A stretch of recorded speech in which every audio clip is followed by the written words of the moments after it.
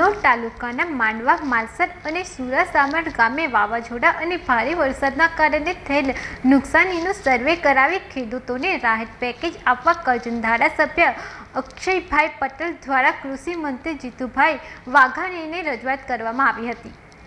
સિનોર તાલુકામાં તારીખ 10 અને 11 જુલાઈ 2026ના રોજ આવેલા ભારે વરસાદ અને વાવાઝોડાના કારણે ખેડૂતોને થયેલા પાકના નુકસાન મુદ્દે કરજણના ધારાસભ્ય અક્ષયભાઈ પટેલ રાજ્યના કૃષિ મંત્રી જીતુભાઈ વાઘાણીને પત્ર લખીને તાત્કાલિક સર્વે હાથ ધરી અસરગ્રસ્ત ખેડૂતોને યોગ્ય રાહત પેકેજ આપવા રજૂઆત કરી છે।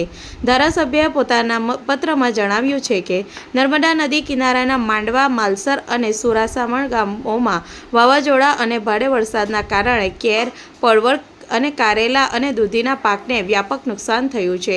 અનેક સ્થળોએ પરવર, કારેલા અને દૂધીના માંડવાઓ તેમજ કેરના પાક જમીનદોસ્ત થતાં ખેડૂતોને ભારે આર્થિક ફટકો પડ્યો છે। આથી અસરગ્રસ્ત વિસ્તારોમાં તાત્કાલિક સર્વે હાથ ધરી પાકના નુકસાનનું મૂલ્યાંકન કરવામાં આવે તેમજ રાજ્ય સરકાર દ્વારા ખેડૂતોને યોગ્ય વળતર અને રાહત પેકેજ આપવામાં આવે તેવી માંગ કૃષિ મંત્રી સમક્ષ કરવામાં આવી છે। વિડીયો જર્નાલિસ્ટ જેસલ વસાવા સાથે સત્યા ટીવી ન્યૂઝ, સિનોર।